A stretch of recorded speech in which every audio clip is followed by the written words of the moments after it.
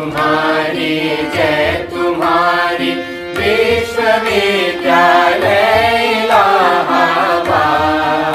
जय जय तुम्हारी विश्वविद्यालय इलाहाबाद। ज्ञान उद्गम ज्ञान संगम ज्ञान के इतिहास। ज्ञान उद्गम ज्ञान संगम ज्ञान के इतिहास। शत शत नमन है विश्वविद्यालय इलाहाबाद। सुंदरम सत्यम शिवम अवधारणा।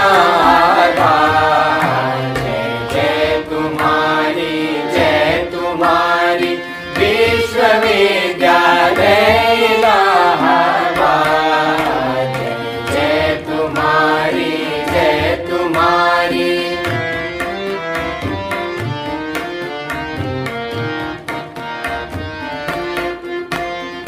ज्ञान और विज्ञान का वर्धन तुम्हारा कर।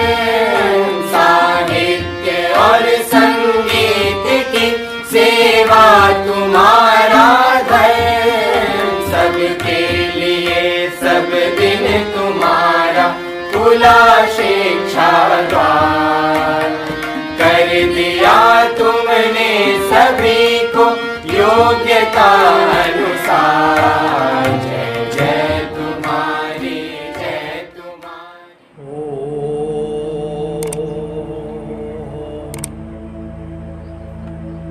सच्चिदानंद रूपाय विश्वोत्पत्त्यादिहेतवे तापत्रय विनाशाय श्रीकृष्णाय वयं नमः। जन्माद्यस्य यतोऽन्वयादितिरतश्चार्थेष्वभिज्ञः स्वराट् तेने ब्रह्महृदायादिकवये मुह्यन्ति यत्सूरयः। तेजो वारिमृदां यथा विनिमयो यत्र त्रिसर्गो मृषा धाम्ना स्वेन सदा निरस्तकुहकं सत्यं परं धीमहि।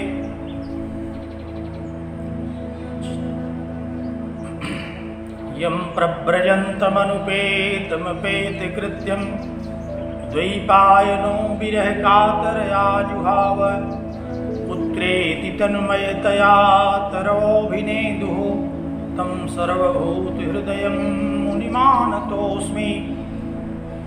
ॐ पूर्णमदः पूर्णमिदं पूर्णात् पूर्णमुदच्यते पूर्णस्य पूर्णमादाय पूर्णमेवावशिष्यते। ॐ शान्ति शान्ति शान्ति। जगत विश्रुत इलाहाबाद विश्वविद्यालय प्रयागराज के परास्नातक दर्शन वर्ग के प्रिय तेजस्वी छात्रों और छात्राओं तथा वेदांतानुरागी सज्जनों,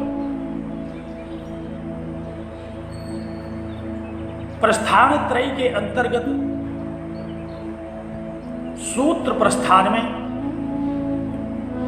भगवान वादरायण कृत ब्रह्म सूत्रों और श्रीमदादि जगत गुरु शंकराचार्य कृत प्रसन्न गंभीर शारीरिक भाष्य पर हम लोग चर्चा कर रहे हैं। ब्रह्मसूत्र शांकर भाष्य के द्वितीय अध्याय में प्रथम अधिकरण स्मृति अधिकरण के नाम से हम लोगों के अध्ययन का विषय है।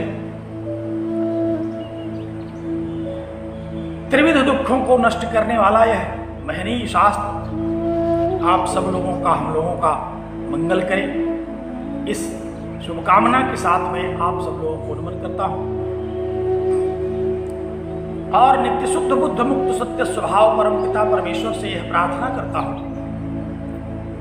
कि आप सब लोगों का चित्त एकाग्र हो, बुद्धि कुशाग्र हो और ऐसे महनीय शास्त्र को आप हृदयंगम कर सके।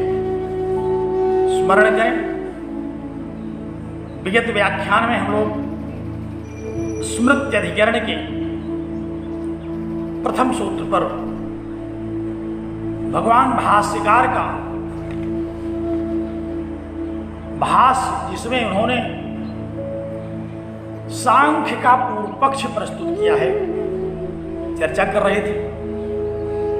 पूर्व पक्ष में सांख्य के आचार्यों का यह मंतव्य प्रकट किया गया कि सांख्य द्वारा अनुमन्य प्रकृति को इस जगत का कारण वेदांत को भी स्वीकार कर लेना चाहिए।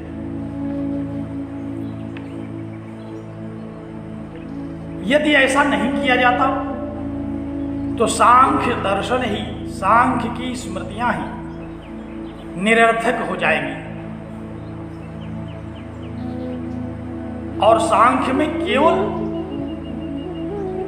कैवल्य का विवेचन किया गया। इतने तत्व हैं सांख्य दर्शन में।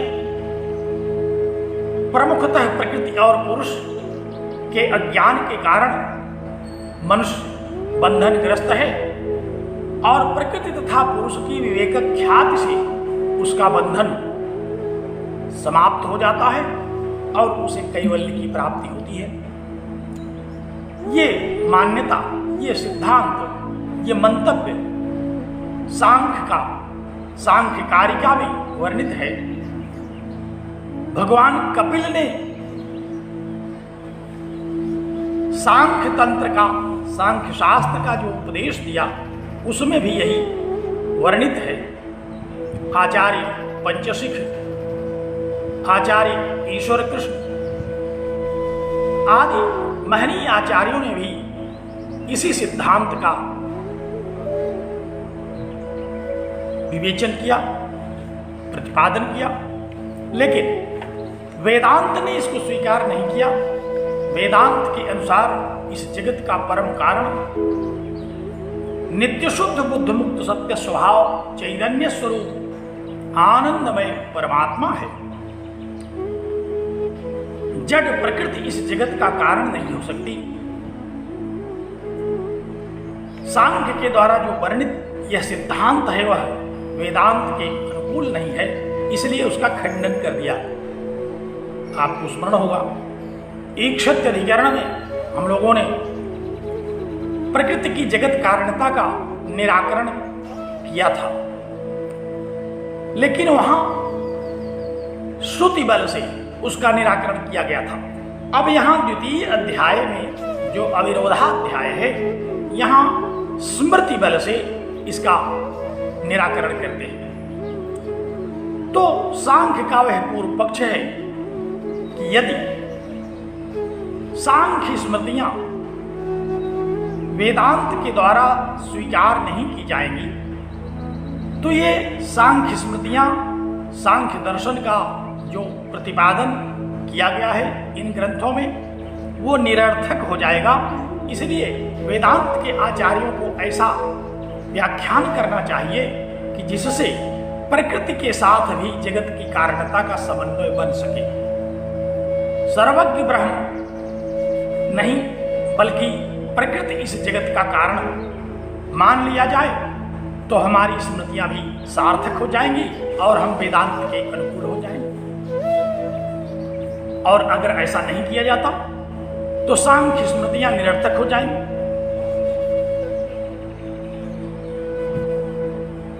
वेदांत का यह मत है कि भाई आपकी स्मृतियां निरर्थक हो जाएंगी तो हो जाए, लेकिन यदि हम आपके सिद्धांत को स्वीकार कर लें कि प्रकृति ही इस जगत का परम कारण है, तो जो वेदांत सम्मत स्मृतियां हैं, श्रीमद् भगवद गीता, मनुस्मृति आदि, ये निरर्थक हो जाएंगी, क्योंकि इनमें भी श्रुति के अनुसार वर्णित, वेदांत के अनुसार श्रुतियों में जो उपदेश है, क्या है उपदेश? यही कि इस जगत का परम कारण, इस जगत का अभिन्न निमित्तोपादान कारण परमात्मा है, चैतन्य स्वरूप परमात्मा है, असंग, निर्गुण, नित्य निराकार निर्विकार सर्वांतर्यामी असंग जो चैतन्य स्वरूप परमात्मा वेदांत वेद्य है, वही इस जगत का कारण है। और प्रकृति इस जगत का कारण नहीं हो सकती, क्योंकि श्रुतियों में ऐसा कहीं मिला नहीं। श्रुतियों ने तो यह कहा कि जो ईक्षण कर सकता है, जो संकल्प ले सकता है, वही चैतन्य इस जगत का कारण है। और चूंकि प्रकृति जड़ है, ईक्षण करने की शक्ति नहीं है उसमें, इसलिए प्रकृति इस जगत का कारण नहीं हो सकती। पुनः सांख्य के आचार्यों का यह कहना है कि देखिए, मनुस्मृति में, भगवत गीता में जगत कारणता और मोक्ष के साथ साथ अन्य भी विषयों का विवेचन किया गया। जैसे कल हम चर्चा कर रहे थे कि मनुस्मृति में वर्णाश्रम व्यवस्था, संस्कार व्यवस्था, कर्मकांडों का विवेचन, ये सब हैं, और साथ ही साथ मोक्ष का भी विवेचन है। भगवद गीता में कर्मयोग, ज्ञान योग, भक्ति योग के साथ साथ परम श्रेय की प्राप्ति का कथन है। गृहस्थों के लिए, भक्तों के लिए, ज्ञानियों के लिए, सर्वविध जितने भी जिज्ञासु हैं, सबकी अभिरुचि के अनुसार भगवद गीता में भी उपदेश है। सांख्य का यह कहना है कि देखिए, इन श्रुतियों में व्यापक उपदेश किया गया, लेकिन हमने केवल मोक्ष शास्त्र का आश्रय किया, केवल मोक्ष शास्त्र का उपदेश किया।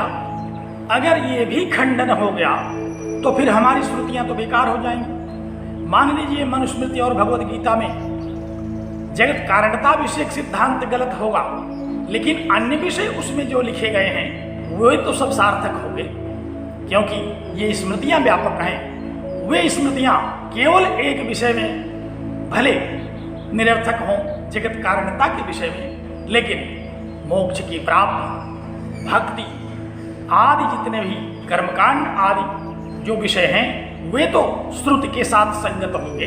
लेकिन सांख्य को अगर निरस्त कर दिया गया, सांख्य की स्मृतियों को अगर खंडित कर दिया गया, तो इसमें तो और कुछ वर्णन ही नहीं है।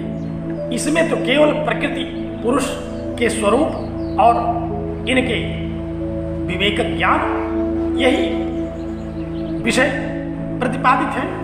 तो कहा कि हमारी तो पूरी श्रुति ही बेकार हो जाएगी, इसलिए ऐसी व्याख्या कीजिए, ऐसा व्याख्यान कीजिए जिसके द्वारा सांख्य स्मृतियों का वेदांत के साथ समन्वय हो सके, सांख्य स्मृतियों का भी वेदांत के साथ तालमेल बैठ सके, विरोध न हो सांख्य स्मृतियों का। और उसका एक ही उपाय है कि प्रकृति को इस जगत का कारण मान लिया जाए। इस प्रकरण को आगे बढ़ाते हुए कल हम लोग भगवान भाष्यकार के द्वारा विरचित भाष्य में इसी विषय पर चर्चा कर रहे थे। ग्रंथ की ओर दृष्टि डालें। कल हम लोग पढ़ रहे थे कि यदि तत्राप्यनवकाशाः स्युः अनर्थक में आसाम प्रसज्जेत, कहा कि मोक्ष साधन में ही सम्यक दर्शन अधिकृताः प्रणीताः। कहा कि सांख्य की स्मृतियां जो हैं, ये केवल मोक्ष शास्त्र को विषय बना करके प्रवृत्त हुई हैं। अगर वे भी निरस्त हो गई, अगर उनका भी निराकरण कर दिया गया, तब तत्रापि अनवकाशाः स्युः, कहा कि वह भी अगर इनका निरर्थक हो गया तो अनर्थक्यमेव आसाम प्रसज्जेत, तब तो इन दर्शनों का, सांख्य की स्मृतियों का, सांख्य के आचार्यों का जो मंतव्य है वही अनर्थक हो जाएगा। तस्मात्, इसलिए तद अविरोधेन वेदांताः व्याख्यातव्याः, इसलिए सांख्य स्मृति के अविरोध के साथ, सांख्य स्मृति के समन्वय के साथ वेदांत की व्याख्या की जानी चाहिए। वेदांत के भाष्यकारों के द्वारा सांख्य की स्मृति का, प्रकृति की जगत कारणता का भी ध्यान रखते हुए ऐसी व्याख्या करनी चाहिए जिसके द्वारा प्रकृति की जगत कारणता का खंडन न हो सके। बात बड़ी सरल है, विषय बहुत ही बोधगम्य है। मुझे लगता है कि आप लोग सब हृदयंगम कर चुके होंगे। इतना जब सांख्य वालों ने कहा तो वहां एक और बात उठ गई। क्या कहा कि कथम पुनः ईक्षत्यादिभ्यो हेतुभ्यो ब्रह्मयु सर्वज्ञम जगतः कारणम इत्योदाहरितः श्रुत्यर्थः स्मृत्य नवकाशदोष प्रसंगेन पुनराक्षिप्यते। कहा कि जब एक बार कह दिया गया कि ब्रह्मयु सर्वज्ञम जगतः कारणम इति अवधारितः, एक बार जब प्रतिपादित कर दिया गया श्रुतियों के बल पर कि ब्रह्म ही इस जगत का कारण है, तो कहा कि अब एक बहाना लेकर के आप पुनः यह आक्षेप लगाने क्यों आए हैं कि हमारी सांख्य की स्मृतियां अनर्थक हो जाएंगी।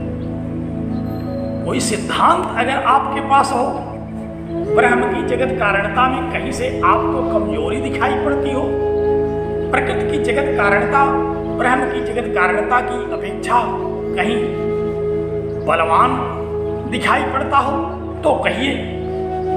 केवल इतना सा हेतु लेकर के उपस्थित होना कि हमारी स्मृतियां अनर्थक हो जाएंगी, यह तो कोई बात नहीं होती। किसी अन्य ने ऐसा कहा, भगवान भाष्यकार ने ही किसी अन्य की बात यहां रख दी।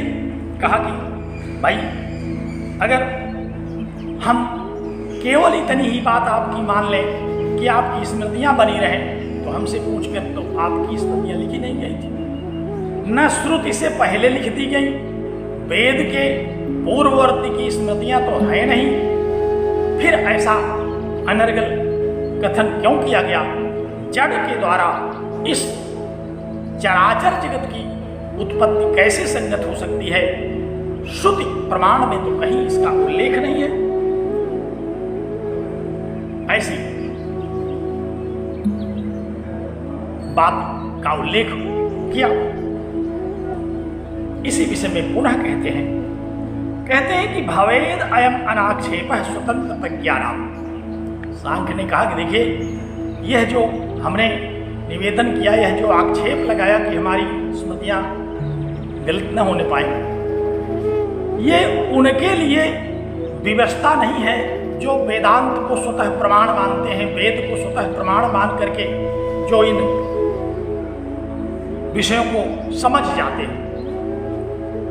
जो स्वतंत्र प्रज्ञा वाले लोग हैं, जिनको श्रुतियों का अर्थ समझने के लिए किसी स्मृति की आवश्यकता नहीं पड़ती, ऐसे जो परम विवेकी लोग हैं, उनके ऊपर हमारा कोई दबाव नहीं है, मैं उनके ऊपर प्रभाव नहीं डाल रहा हूं। लेकिन बहुत सारे ऐसे लोग हैं जो स्वतंत्र प्रज्ञा वाले नहीं हैं, जो किसी न किसी स्मृति के बल पर श्रुति को समझने की चेष्टा करते हैं। उनके विषय में मैं कह रहा हूं, सांख्य का पक्ष ठीक से धारण करिए। सांख्य ने क्या कहा? कहा कि देखिए, जो वेद में आए हुए इस विषय का भली भांति ज्ञान कर लेते हैं कि सर्वज्ञ परमात्मा ही इस जगत का कारण है, जिनको किसी स्मृति को पढ़ करके वेद के इस मंतव्य को समझने की आवश्यकता नहीं होती, बल्कि वो स्वतंत्र प्रज्ञा के लोग हैं, वो परम विवेकी हैं, वे केवल वेद के मंत्रों से ही इस बात को समझ जाते हैं कि परमात्मा ही इस जगत का कारण है। उनको तो स्मृतियों को पढ़ना नहीं है, वे तो स्मृतियों का अध्ययन नहीं करेंगे, वे तो स्मृतियों के आश्रय को ग्रहण नहीं करेंगे, इसलिए उनके ऊपर तो यह प्रभाव है नहीं। ये केवल उनके ऊपर प्रभाव इसका पड़ेगा, किनके ऊपर? कहा कि परतंत्र प्रज्ञास्तु प्रायेण जनाः स्वातंत्रेण श्रुतिमवधारितम् अश्नुवन्तः। कहा कि जो बिना स्मृति के सहयोग के श्रुतियों को नहीं समझ पाते, ऐसे लोग अगर हमारी इस स्मृति को पढ़ करके उनको यह पता चलेगा कि ये तो खंडित है, तो उनकी दृष्टि में सांख्य के आचार्यों के प्रति अश्रद्धा की भावना उठ खड़ी होगी। जो लोग, जो ज्ञानी जन वेदाध्ययन स्वतंत्र प्रज्ञा से करके इस विषय को समझ जाते हैं कि परमात्मा ही इस जगत का कारण है, उनके लिए तो न भगवद गीता की आवश्यकता है, न मनुस्मृति की आवश्यकता है, न सांख्य कारिका की आवश्यकता है। वो तो यह जानते ही रहेंगे। समस्या उनके सामने खड़ी होगी जो लोग स्मृतियों के बल पर श्रुतियों को समझते हैं। वे अगर इस बात को समझ गए कि सांख्य की स्मृति ही गलत है, तो फिर सांख्य के कर्ता के प्रति, सांख्य के रचयिता जो आचार्य भगवान कपिल हैं, जो कि भगवान के अवतार हैं, उनके प्रति लोगों की आस्था कमजोर पड़ जाएगी। उनके प्रति जो श्रद्धा है वो खंडित होने लगेगी। इसलिए आप हमारी भी बात मान लीजिए। अब देखिए, यहां सांख्य ने भगवान कपिल को बीच में ले आकर के खड़ा कर दिया कि देखिए, इनको देख लीजिए, इन्होंने सांख्य की रचना की, इनके प्रति भी बहुत सारे श्रद्धालु हैं, इनके बहुत सारे अनुयायी हैं। कहीं उनके मन में यह श्रद्धा का अभाव न होने लगे कि इनका जो उपदेश है वो वेदांत विरुद्ध है, वेद विरुद्ध है। इसलिए सांख्योक्त प्रकृति की जगत कारणता को भी ऐसा व्याख्यान में समाहित किया जाए कि वेदांत के साथ उसका समन्वय हो सके। तो क्या कहा इन्होंने? कहा कि परतंत्र प्रज्ञा, जो परतंत्र प्रज्ञा वाले लोग हैं, जो बिना सहयोग के मूल श्रुतियों को नहीं समझ पाते, जैसे हम लोग हैं, सामान्य बुद्धि के लोग, किसी भी ग्रंथ को समझने के लिए शब्दकोश देखते हैं, किसी शिक्षक के पास जाते हैं, किसी से सहयोग लेते हैं, टीकाओं को देखते हैं, उनके भाष्यों के आधार पर उस पुस्तक को समझते हैं। और कुछ ऐसे भी लोग हैं जो केवल मूल को ही पढ़ करके सब कुछ समझ जाते हैं। तो वे लोग जो बिना किसी सहयोग के, बिना किसी सहारे के, बिना शब्दकोश और भाष्यों के, टीकाओं के मूल को समझ जाते हैं, उनके लिए तो कोई समस्या नहीं है, क्योंकि वे श्रुतियों को ही पढ़ करके यह समझ जाएंगे कि इस जगत का परम कारण परमात्मा है। लेकिन जो लोग स्मृतियों के बल पर चलते हैं, जैसे हम लोग वेदों को समझने के लिए भगवद गीता का आश्रय लेते हैं, वेदों के समझने के लिए मनुस्मृति का आश्रय लेते हैं, उसी तरह से कुछ ऐसे भी लोग होंगे जो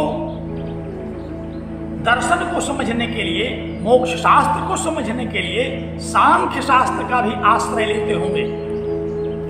तो सांख्य वालों का यह कहना है कि जो लोग सांख्य स्मृति का आश्रय लेकर के मोक्ष शास्त्र को पढ़ना चाहते हैं, मोक्ष शास्त्र को समझना चाहते हैं, मोक्ष की साधना करना चाहते हैं, उनके मन में भगवान कपिल के प्रति श्रद्धा का अभाव होगा।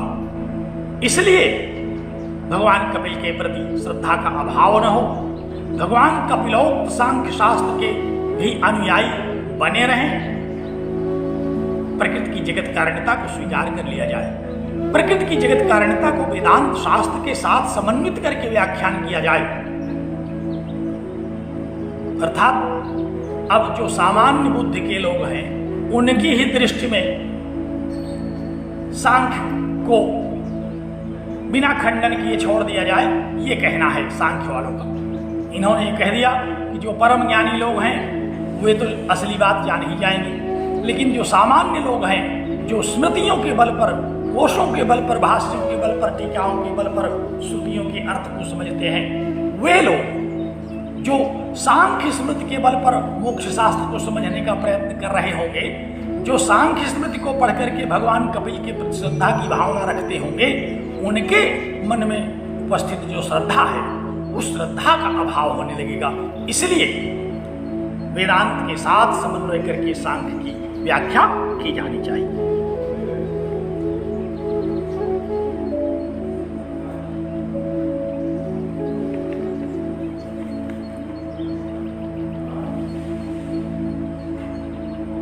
देखिए, जिस सांख्य का उपदेश भगवद गीता में है, वो सांख्योग नाम का एक सिद्धांत है जो वेदांत का अपना है। आप इस भ्रम को दूर कर लीजिए कि भगवद गीता में जो द्वितीय अध्याय है, सांख्य योग नाम द्वितीय अध्याय है, वह कपिल के द्वारा कहा गया सांख्य नहीं है। वह श्रुतियों में वर्णित सांख्य है। शरीर और शरीरी का उपदेश वहां है। वहां स्वयं ईश्वर ही इसका उपदेश दे रहे हैं। लेकिन सांख्य में तो ईश्वर का ही नाम नहीं लिया गया। सांख्य में तो ईश्वर का पता ही नहीं है। सांख्य में तो प्रकृति ही जगत का कारण है। लेकिन भगवद गीता में जिस सांख्य की चर्चा की गई, वह तो उसी ईश्वर के द्वारा सांख्य की चर्चा की गई है जो इस जगत का कारण है। तो इसलिए गीता में उपदिष्ट जो सांख्य है, भगवान श्री कृष्ण के द्वारा उपदिष्ट जो सांख्य है, वह सांख्य कपिल के सिद्धांत के अनुसार वर्णित जो सांख्य है उससे पृथक है। क्योंकि कपिल वर्णित सांख्य में प्रकृति और पुरुष के विवेक की चर्चा है, लेकिन भगवान श्री कृष्ण ने जिस सांख्य का उपदेश दिया, उस सांख्य में शरीर और शरीरी के विवेक की चर्चा है। आत्मा और जगत के विषय में वहां चर्चा की गई है। चैतन्य और जड़ के विषय में चर्चा की गई है। इसलिए कपिलोक्त जो सांख्य है, भगवद गीता के सांख्य सर्वथा पृथक है। इसलिए इसमें किसी प्रकार का आपको भ्रम नहीं होना चाहिए। मुझे मेरी बात अगर आप चंद्र विजय जी सुन लिए होंगे तो आपका भ्रम दूर हो गया होगा। आगे बढ़िए, क्या कहते हैं?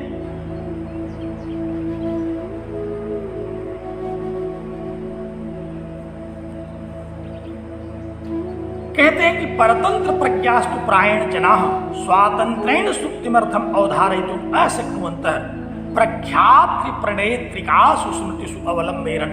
कहा कि जो लोग स्वतंत्र प्रज्ञा के धनी नहीं हैं, जो सामान्य प्रज्ञा के लोग हैं, वे लोग बिना किसी स्मृति के सहारे श्रुतियों के तात्पर्य को नहीं समझ पाते। तद्बलेन श्रुत्यर्थम प्रतिप्सेरन, वे स्मृतियों के बल पर ही श्रुतियों को समझते हैं। अस्मत्कृते च व्याख्याने न विश्वस्यो बहुमानात् स्मृति नाम प्रणेत्रिषु। और हमारा क्या मंतव्य है? हमारा मंतव्य ये है कि कहीं जिनका बहुत मान है, जिनका बहुत सम्मान है, ऐसे भगवान कपिल के प्रति लोगों का विश्वास न हट जाए। स्मृति नाम प्रणेत्रिषु, जो स्मृतियों के प्रणेता हैं, भगवान कपिल, आचार्य ईश्वर कृष्ण, पंचशिखाचार्य आदि जो आचार्य हैं,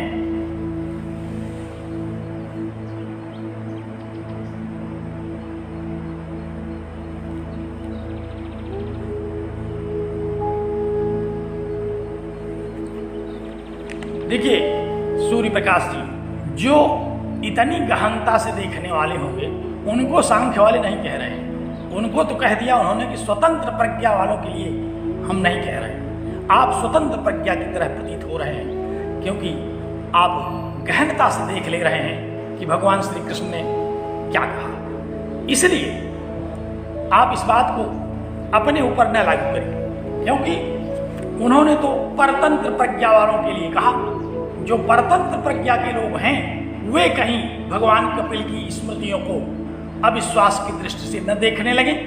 जो परतंत्र प्रज्ञा के लोग, सामान्य प्रज्ञा के लोग हैं, वे कहीं सांख्य स्मृति के बल पर मोक्ष शास्त्र को समझने में श्रद्धा के अभाव से युक्त हो जाएं।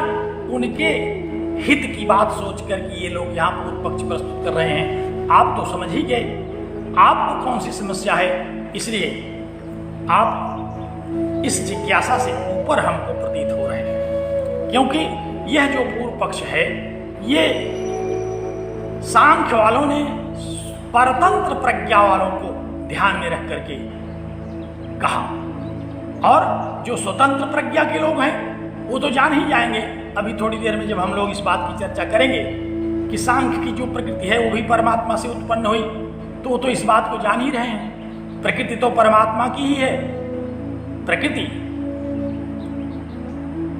परमात्मा के द्वारा ही उत्पन्न की गई, इसको तो अभी हम लोग पढ़ ही लेंगे। इसलिए आप के लिए यह पूर्व पक्ष नहीं है, ये पूर्व पक्ष उनके लिए है जो लोग सांख्य की स्मृति के बल पर श्रुतियों का तात्पर्य निर्धारित करने चल रहे हैं। तो इसलिए कहा कि अस्मत् कृते च व्याख्यान न विश्वस्य बहुमानात्, कहा कि हमारा कथन यह है कि कहीं भगवान कपिल के द्वारा जो स्मृतियों का विवेचन किया गया, जो उपदेश किया गया, सांख्य के महनी आचार्यों के द्वारा जो सिद्धांत प्रतिपादित किया गया, उसके उन स्मृतियों के जो प्रणेता हैं उनके विषय में कहीं लोगों की श्रद्धा न घट जाए, इसलिए हम कह रहे हैं कपिल प्रभृति नाम चार्ष ज्ञानम प्रतिहतम।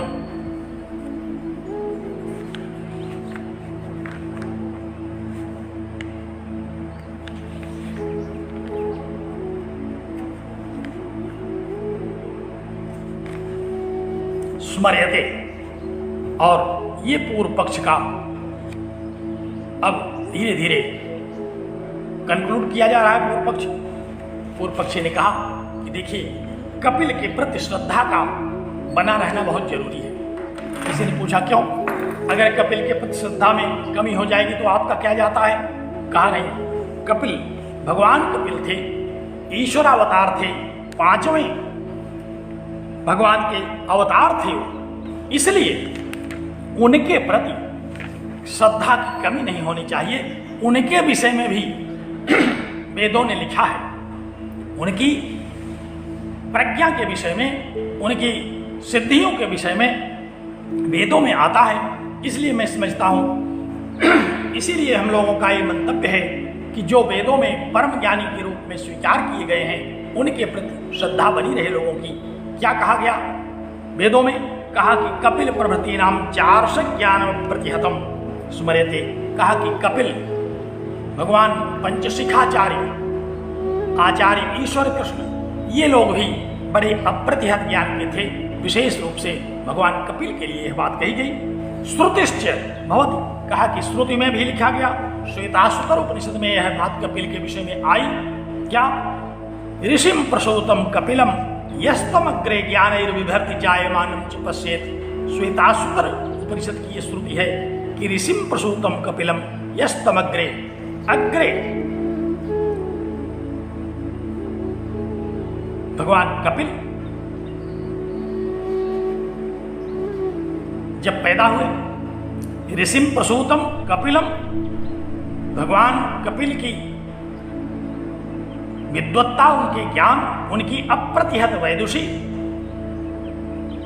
ज्ञानैर्बिभर्ति, ज्ञान के द्वारा जिसने कपिल को समर्थ बनाया, तम पश्चेत, उस परमात्मा को देखना चाहिए। श्वेताश्वतर उपनिषद क्या कह रहा है? कह रहा है कि जिसने आरंभ में उत्पन्न किए हुए कपिल को, ऋषि कपिल को उत्पन्न होने के अनंतर उनके जीवन काल में परम ज्ञान प्रदान करके परम ज्ञानी बनाया। महर्षि कपिल को जन्म लेने के पश्चात जिस परमात्मा ने इतना ज्ञानी बना दिया, जितना सिद्ध बना दिया, ऐसे परमात्मा का दर्शन करना चाहिए। तो श्रुति कह रही है कि बहुत बड़े ज्ञानी थे भगवान कपिल। इतने बड़े ज्ञानी कैसे हो गए? श्रुति कह रही कि इतने बड़े ज्ञानी वो परमात्मा की कृपा से हो गए। ऐसे परमात्मा का, ऐसे ईश्वर का दर्शन कर लेना चाहिए, ऐसे ईश्वर का स्मरण करना चाहिए। कहा जायमानं च पश्येत्, पश्येत् ज्ञानैर्बिभर्ति, यह जिसने ज्ञान से भर दिया ऋषि को, महर्षि कपिल को, जिस परमात्मा ने जन्म लेते ही ज्ञान से भर दिया, उस परमात्मा का दर्शन करना चाहिए।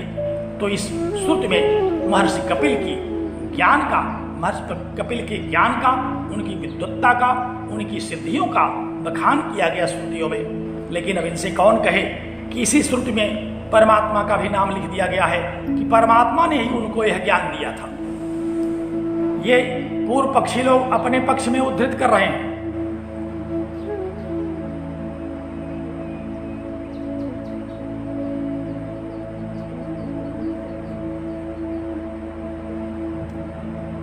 पूर्व पक्षी लोग अपने विषय में इस प्रकृति को, इस श्रुति को उद्धृत कर रहे हैं। कौन सी श्रुति? कि जिस परमात्मा ने महर्षि कपिल को इतना बड़ा ज्ञानी बनाया उसका दर्शन करना चाहिए। इसलिए महर्षि कपिल बहुत बड़े ज्ञानी थे, बहुत बड़े सिद्ध थे, उनका दर्शन, उस परमात्मा का दर्शन करना चाहिए। तो यद्यपि इन्होंने दिया तो अपने पक्ष में इसको कि कपिल बहुत बड़े ज्ञानी थे, लेकिन इसी में लिख दिया गया है कि दर्शन उसका करना चाहिए जिसकी कृपा से ये इतने बड़े ज्ञानी हुए। लेकिन अब इस समय पूर्व पक्ष में इस बात का स्मरण रहा उनको, कहते हैं इसलिए तस्माद नैषाम मतम अयथार्थम सत्यम संभावितुम, इसलिए ऐसे ज्ञानी महर्षि कपिल के, ऐसे ज्ञानी भगवान कपिल के सिद्धांत को मिथ्या अयथार्थ नहीं बताना चाहिए। तर्कावष्टम्भेन तीर्थम प्रतिष्ठापयन्ति, तर्क के बल पर भी उनके अर्थ को स्थापित किया जाता है। तर्क के द्वारा, तर्क के अवलंबन से भी अपना अर्थ वो स्थापित करते हैं। तस्मादपि स्मृति बलेन वेदांता व्याख्यायुः इति पुनराक्षेप, इसमें स्मृति के बल से वेदांत का व्याख्यान किया जाना चाहिए, ऐसा सांख्य का आक्षेप है। वेदांत के बल से वेदांत की व्याख्या स्मृति के बल से की जानी चाहिए। सांख्य का अब यहां पूर्व पक्ष समाप्त हो रहा है। सांख्य ने क्या कहा? सांख्य ने यह कहा कि भगवान कपिल बहुत बड़े ज्ञानी थे, उनके द्वारा जो सांख्य सिद्धांत प्रतिपादित किया गया, उस सांख्य सिद्धांत को खंडन नहीं करना चाहिए, उसके अनुसार वेदांतों की व्याख्या करनी चाहिए, क्योंकि सांख्य के जो सिद्धांत हैं वे भी श्रुति से अवलंबित हैं, वे भी तर्कों से युक्त हैं। तस्मात् स्मृति बलेन अपि, तो जैसे श्रुति बल से वेदांत की व्याख्या की जाती है, उसी तरह से स्मृति बल से भी वेदांत की व्याख्या की जानी चाहिए, और उस स्मृति बल में सांख्य की स्मृतियों को भी सम्मिलित कर लेना चाहिए। ये सांख्य का पूर्व पक्ष है। सांख्य ने क्या कहा? कहा कि जैसे अन्य स्मृतियों के बल से वेदांत की व्याख्या होती है, जैसे अन्य स्मृतियों के बल पर वेदांत की व्याख्या होती है, श्रुतियों की व्याख्या होती है, उसी तरह से भगवद गीता, मनुस्मृति आदि स्मृतियों के साथ ही साथ हमारी इसी स्मृति को भी शामिल कर लिया जाए। इति पुनराक्षेप, ऐसा आक्षेप फिर किया, ऐसा कथन पुनः किया। तस्य समाधि, अब इसका समाधान करते हैं भगवान भाष्यकार। यहां तक स्मृति के पक्ष में सांख्य मतानुयायियों के द्वारा पूर्व पक्ष उपस्थित किया गया, जो वस्तुतः भगवान भाष्यकार के शब्दों में है, लेकिन भगवान भाष्यकार ने उन सांख्य मतावलंबियों को, जो सांख्य स्मृतियों को धारण करते हैं, ग्रहण करते हैं, भगवान कपिल के प्रति उनकी अगाध श्रद्धा है, भगवान कपिल के साथ साथ सांख्य परंपरा के आचार्यों के प्रति उनके मन में बहुत ही श्रद्धा है, बड़ा विश्वास है, और सांख्य शास्त्र के प्रति उनकी बड़ी अभिरुचि है। उनके मंतव्य को ध्यान में रख करके ये पूर्व पक्ष भगवान भाष्यकार ने स्वयं उपस्थित किया, और इस पूर्व पक्ष का फलितार्थ यह है कि सांख्य की स्मृतियों को इसलिए खंडित न कर दिया जाए कि मनुस्मृति और भगवद गीता की सार्थकता को कहना है।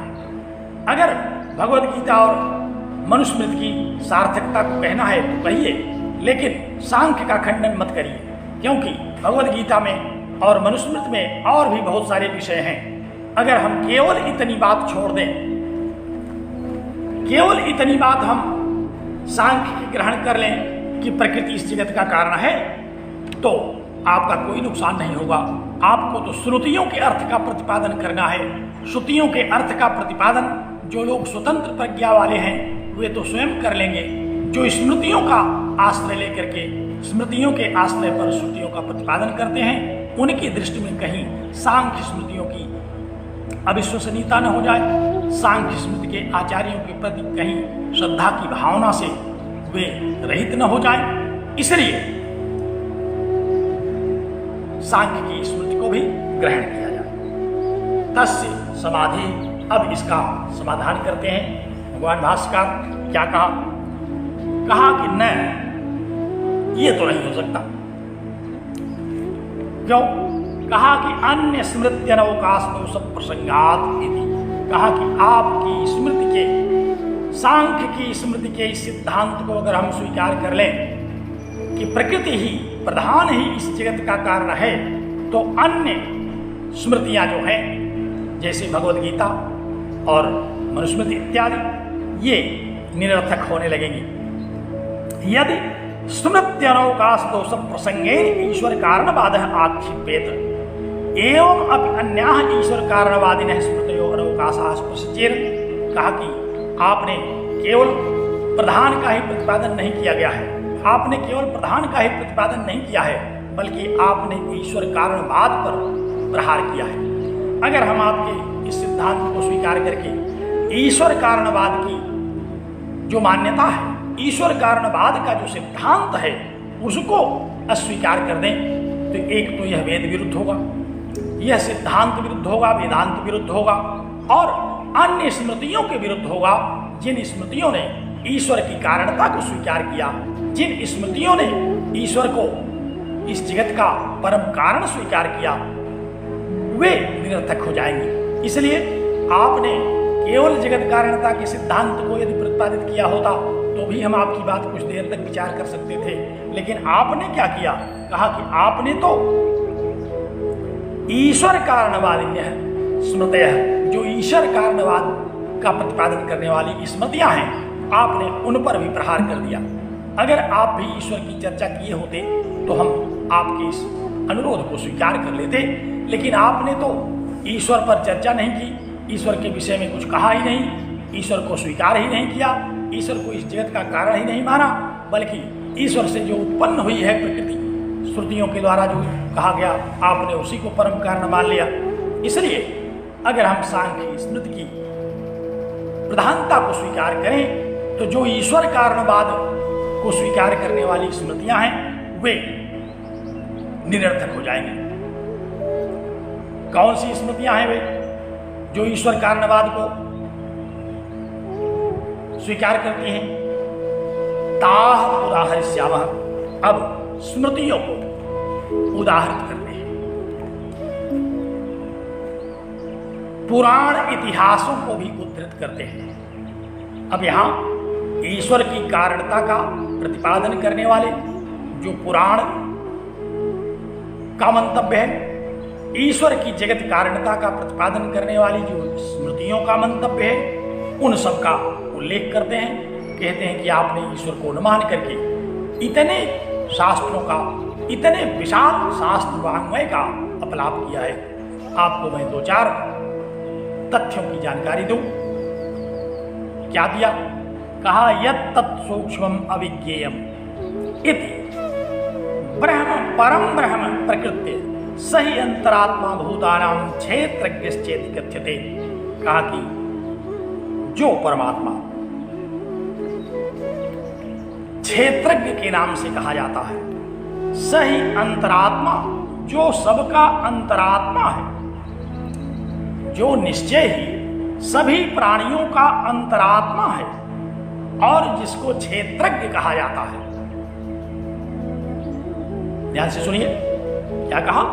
कहा कि यत् तत् सूक्ष्मम, जो परमात्मा अत्यंत सूक्ष्म है, उसको जानना चाहिए। किस प्रकार से है वह परमात्मा? जो परमात्मा परम सूक्ष्म है, अणोरणीयान, उसको जानना चाहिए। यहां से परमात्मा के प्रकरण को आरंभ किया। कहते हैं कि इति परम ब्रह्म प्रकृत्य, यहां से पर ब्रह्म की चर्चा आरंभ किया, यहां से पर ब्रह्म के प्रकरण को आरंभ किया, और कहां तक ले गए? कहा कि सही अंतरात्मा भूतानां क्षेत्रज्ञ चेत् कथ्यते।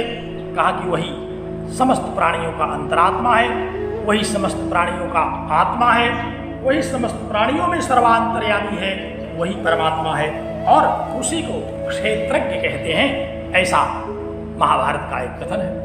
भगवद गीता भी महाभारत की ही उक्ति है। महाभारत की उतनी ही उक्ति भगवद गीता के रूप में हम लोगों ने ग्रहण किया, जो गीता के अंतर्गत आती है, जिसमें भगवान श्री कृष्ण ने अर्जुन के मोह का विनाश किया, मोह को दूर किया। लेकिन भगवद गीता के पूर्ववर्ती और परवर्ती भी कुछ ऐसे महाभारत के भाग हैं जिनमें गीतोक्त सिद्धांतों की भूमिका भी दी गई है। ऐसा नहीं कि अचानक यह बात उठी, वहां ही परमात्मा की सत्ता को स्वीकार किया गया। तो महाभारत की ये पंक्ति उद्धृत किया, कहा कि यत्तत् सूक्ष्मं विज्ञेयम्, कहा कि उस परमात्मा को जो अविज्ञेय है, उस परमात्मा के विषय में जो अविज्ञेय है, जो अत्यंत सूक्ष्म है, उसको जानना चाहिए। यहां से आरंभ किया परमात्मा का प्रकरण और कहां तक बहुत श्लोकों में कहते हुए कहा कि सही अंतरात्मा भूतानाम, वही प्राणियों का अंतरात्मा है, वही क्षेत्रज्ञ है इति कथ्यते, ऐसा कहा जाता है। तो जब महाभारत में ऐसा कहा गया, भगवद गीता में ऐसा कहा गया कि वही परमात्मा है, वही समस्त प्राणियों में चैतन्य स्वरूप से प्रतिभासित होता है, वही इस जगत का कारण है, तो आपने कैसे इसको नहीं स्वीकार किया? इति चोक्त्वा, यह कह करके तस्माद अव्यक्तम उत्पन्नम त्रिगुणम द्विसत्तम, कहा कि हे द्विसत्तम, हे श्रेष्ठ जिज्ञासु, तस्माद अव्यक्तम उत्पन्नम, उस परमात्मा से त्रिगुणम, यह जो त्रिगुण जगत है यह उत्पन्न हुआ। क्या कहा? कहा कि हे द्विश्रेष्ठ, तीन गुणों वाला यह जो जगत है, अव्यक्त जो प्रकृति है, यह उत्पन्न हुई इसी से। तथा अन्यत्रापि अव्यक्तम पुरुषे ब्रह्मन् निर्गुणे संप्रलीयते, इसी तरह से अन्यत्र भी परमात्मा की सत्ता का, परमात्मा की जगत कारणता का व्यापक विवेचन किया गया है। अब यह प्रकरण थोड़ा सा लंबा है, इस पर हम फिर से चर्चा करेंगे अगले व्याख्यान में।